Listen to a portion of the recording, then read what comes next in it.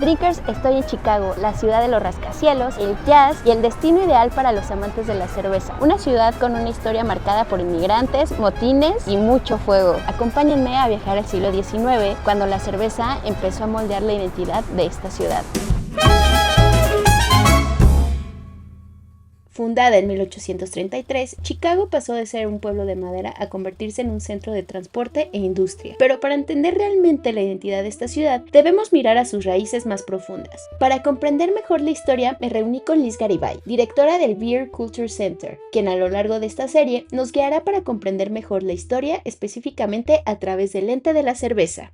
Cuando yo hablo de la historia de Chicago, obviamente estoy pensando en la cerveza. Tenemos que entender la historia antes de eso. Esa historia empieza con diferentes tribus que hablan el mismo idioma. Una de las plantas más importantes para ellos era como una cebollita. Ellos hablaban un idioma que se llamaba el Algonquin y la palabra para la cebollita se llamaba Chicago. Para mí es muy importante hablar de eso porque obviamente son los primeros, no nada más son los de Europa. Tenemos los indígenas, tenemos los franceses y luego viene un señor de Haití y él viene a Chicago y también como es francés sabe que está la zona aquí y está viniendo del mar y él trae sus tradiciones de comida. Entonces desde los principios la comida y la bebida es importante para la historia de Chicago. Los primeros gentes que están aquí en Chicago son muy diferentes y son gente de color. Los de Europa no vienen hasta los 1820s y son los alemanes. Ellos se van de Alemania con educación y con dinero. Se vienen a los Estados Unidos. Y si piensas de esta zona de Chicago en 1800, por decir, los Estados Unidos nada más es el este. Aquí donde estamos, este es propiedad de Francia. O el oeste es propiedad de España. Este pueblito chiquito lleno nada más de agua y cebollitas,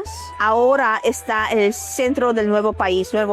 También el gobierno le dice a todos en el este que se muevan al oeste. Llegan aquí a esta parte del país. Tienes los lagos dulces, los 5 lagos grandes. Dicen, aquí nos vamos a quedar por agua. Si piensas de otras ciudades en esta zona de los Estados Unidos, Cincinnati, Cleveland, Milwaukee, Chicago, St. Louis, todos tienen raíces alemanas por esa razón. Después de eso, empezamos a recibir a los irlandeses. Y los irlandeses están yendo de Irlanda porque necesitan, no hay comida. Y cuando llegan aquí vienen muy pobres y sin educación. Pero lo que ellos están haciendo es van siguiendo el trabajo. Para nosotros, Alemania, Irlanda y la gente de esos países son muy importantes para nuestra historia. Te digo todo eso porque para entender lo que está pasando en la ciudad ahora, necesitas entender lo que ya pasó antes. Ese es el ambiente de los Estados Unidos en los 1800. Lo que realmente le dio sabor a la ciudad fue esta ola de inmigración. Para 1800, más de la mitad de sus habitantes eran extranjeros. Alemanes, con su organización y experiencia, trajeron consigo una revolución silenciosa, la cerveza lager. Por un lado teníamos las ale inglesas pesadas y oscuras, y por otro, las alemanas ligeras, suaves y fáciles de beber. Esto fue todo un boom y no solo cambió la forma en la que los estadounidenses bebían cerveza, sino que también sentó las bases de lo que hoy conocemos como las cervezas americanas.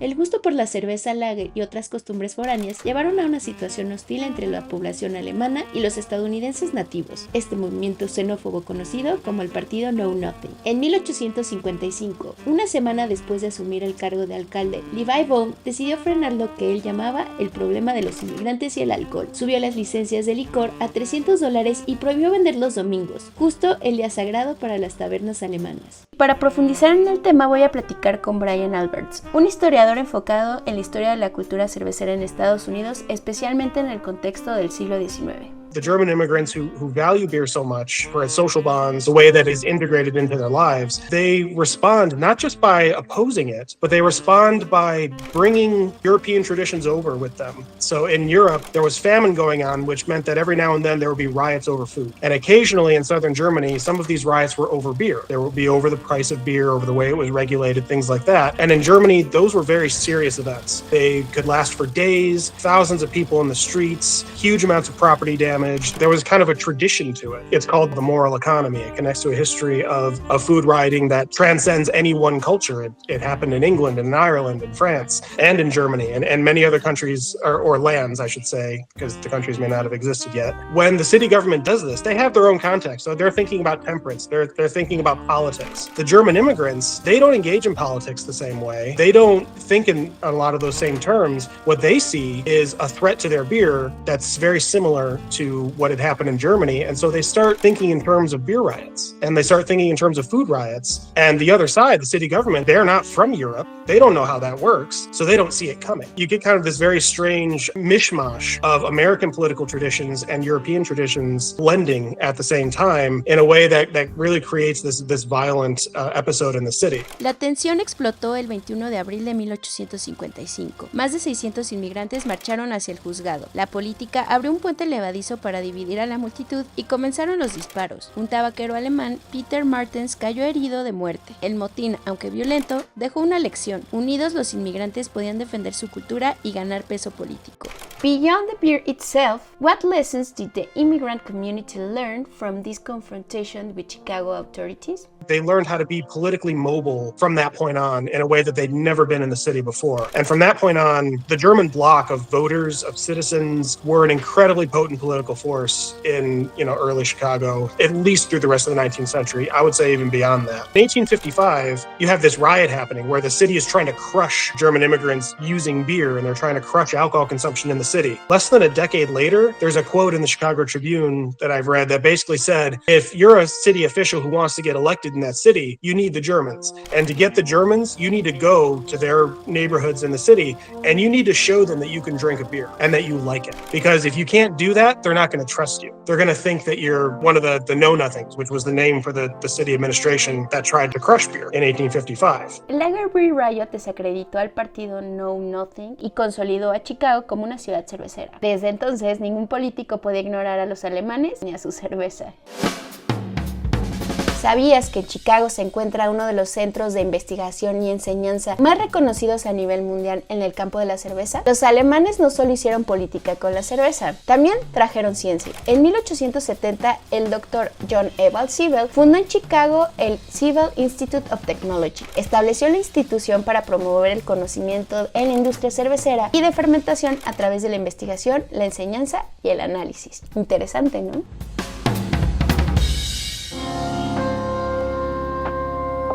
La noche del domingo 8 de octubre de 1871, la ciudad de Chicago, en gran parte construida de madera, seca por una sequía veraniega y azotada por fuertes vientos, se enfrentó a su destino, un gran incendio, supuestamente iniciado con el granero de la señora O'Leary en el West Side. No tardó en convertirse en una conflagración incontrolable. El saldo fue devastador. Cerca de 100,000 personas quedaron sin hogar, unas 300 perdieron la vida y se destruyeron más de 18,000 edificios, con pérdidas materiales que superaron los $200 millones de la época. Entre los negocios arrasados se contaba al menos 19 cervecerías. But in terms of the beer, Chicago had a very wonderful growing brewing industry through the Civil War. But then in 1871, there was the Great Chicago Fire that destroyed about 19 breweries in a day. And it's not that Chicago didn't make beer after that. They made quite a bit, but it kind of changed the course of their brewing history at that point.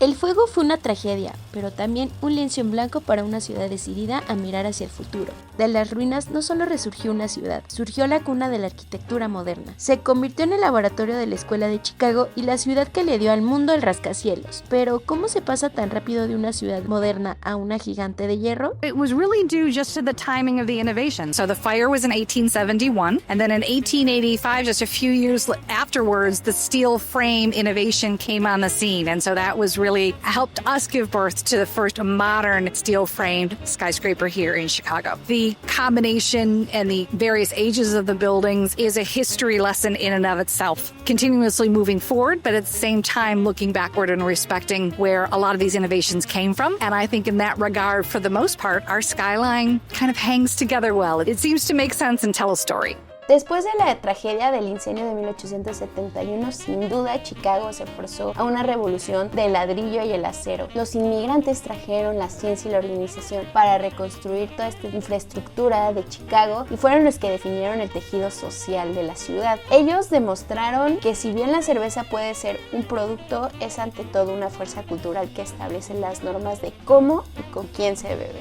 the way that Americans think about beer and what Americans think beer is, all of these things were figured out in the 19th century, and we still rely on those definitions today. There's no law that says beer has to be fizzy and yellow. The reason that Americans think of beer as fizzy and yellow is because those were the types of beer that came up in the 19th century and became predominant and have continued to dominate American consumption since then. And also our connection between the beer itself and the German communities that built it, it's governed how Americans think beer should be consumed, when it should be consumed, how it should be consumed. The whole idea, is it better to drink beer alone or with your friends? Everyone thinks friends, right? But that's because that was figured out at one point, not because it's a law of the universe. And a lot of that stuff was figured out in the 19th century. So, I mean, everything that Americans think about beer is from this older time period, and we need to remember that. Otherwise, we're not going to understand what any of it means.